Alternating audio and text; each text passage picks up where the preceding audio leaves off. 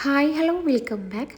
ഇന്നത്തെ നമ്മുടെ വീഡിയോയിൽ കുറച്ച് ഐറ്റം വെച്ചിട്ട് പെട്ടെന്ന് തയ്യാറാക്കി എടുക്കാൻ പറ്റുന്ന ഒരു പാൽ പുഡിങ്ങിൻ്റെ റെസിപ്പിയാണ്. ഉണ്ടാക്കിയെടുക്കാൻ വളരെ സിമ്പിളാണ് കേട്ടോ. നമ്മുടെ വീട്ടിൽ ഗസ്റ്റൊക്കെ വരുന്ന സമയത്ത് നമുക്ക് പെട്ടെന്ന് തയ്യാറാക്കി കൊടുക്കണമെന്നുണ്ടെങ്കിൽ ഈ ഒരു പുഡിങ് ട്രൈ ചെയ്യാവുന്നതാണ് കേട്ടോ. അപ്പോൾ അതിനായിട്ട് നമുക്ക് ആദ്യം വേണ്ടത് പാലാണ്. പാൽ മാത്രമായിട്ട് എടുക്കാനായിട്ട് നോക്കുക. ഈ ഒരു പാലിലേക്ക് വെള്ളം ഒന്നും ചേർത്ത് കൊടുക്കരുത് കേട്ടോ. നമ്മളിവിടെ മിൽക്ക് പുഡിങ് ആയതുകൊണ്ട് തന്നെ പാൽ മാത്രമായിട്ട് എടുക്കാനായിട്ട് നോക്കുക. അപ്പോൾ കുറച്ച് പാൽ, അതായത് പാലിപ്പോൾ നിങ്ങളുടെ ഇഷ്ടത്തിനനുസരിച്ച് എടുക്കാവുന്നതാണ്. നമ്മൾ എത്ര പുഡിങ് ഉണ്ടാക്കി എടുക്കുന്നോ അതിനനുസരിച്ച് നമുക്ക് പാലിവിടെ എടുക്കാവുന്നതാണ്. അപ്പോൾ ഞാനിതവിടെ കുറച്ച്, അതായത് ഒരു 500 ml പാക്കറ്റാണ് എടുത്തിട്ടുണ്ടായിരുന്നത്. ആ ഒരു പാക്ക് പാല് ഫുള്ളായിട്ട് ഒരു പാത്രത്തിലേക്ക് ഒഴിച്ചു കൊടുത്തിട്ടുണ്ട്. നമ്മളിപ്പോഴൊന്നും ഫ്ലെയിം ഓൺ ചെയ്യേണ്ട കേട്ടോ. അപ്പോൾ അതിന് മുന്നായിട്ട്, ഫ്ലെയിം ഓൺ ചെയ്യുന്നതിന് മുന്നായിട്ട് തന്നെ ഈ ഒരു പാലിലേക്ക് നമുക്ക് ഒരു സ്പൂൺ അളവിൽ നെയ്യ് ഇതിലേക്ക് ചേർത്ത് കൊടുക്കാം.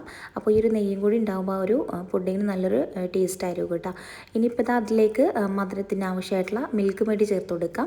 മിൽക്ക് മെയ്ഡും പിന്നെ വേണമെന്നുണ്ടെങ്കിൽ കുറച്ച് പഞ്ചസാരയും കൂടി ചേർത്ത് കൊടുക്കാം കേട്ടോ. അപ്പോൾ ഞാനിവിടെ പഞ്ചസാരയും മിൽക്ക് മെയ്ഡും കൂടിയാണ് ചേർത്ത് കൊടുത്തിട്ടുണ്ടായിരുന്നത്. അപ്പോൾ മിൽക്ക് മെയ്ഡ് മാത്രമായിട്ടാണെങ്കിൽ അങ്ങനെ ഉപയോഗിക്കാം. അപ്പോൾ എങ്ങനെ വേണമെങ്കിലും നിങ്ങൾക്ക് ഉണ്ടാക്കിയെടുക്കാവുന്നതാണ്. അപ്പോൾ ഞാനിവിടെ ബാക്കി മധുരത്തിനായിട്ട് പഞ്ചസാരയാണ് ഇതിലേക്ക് ചേർത്ത് കൊടുത്തിട്ടുണ്ടായിരുന്നത്.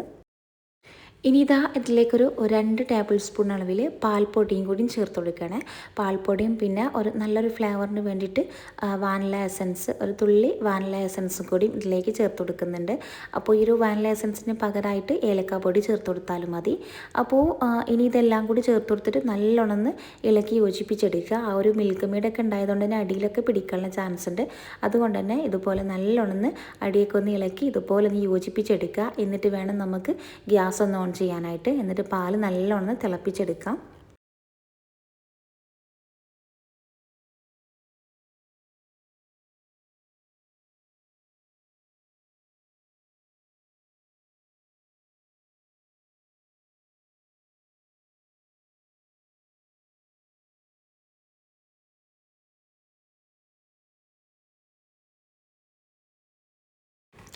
അപ്പോൾ പാലൊക്കെ ഏകദേശം ഇതുപോലെ തിളച്ച് വന്നിട്ടുണ്ട് കേട്ടോ. ഇങ്ങനെ വരുന്ന സമയത്ത് നമുക്ക് ഇതിൻ്റെ ഫ്ലെയിം ഓഫ് ചെയ്യാം.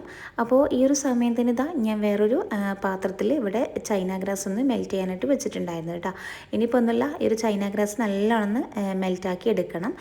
മെൽറ്റാക്കിയതിന് ശേഷം നമ്മൾ നേരത്തെ റെഡിയാക്കി വെച്ച ആ ഒരു പാലിൻ്റെ മിക്സിലേക്ക് നമുക്ക് ഈ ഒരു ചൈന ഗ്രാസ് നേരെ അങ്ങ് ഒഴിച്ചു കൊടുക്കാം.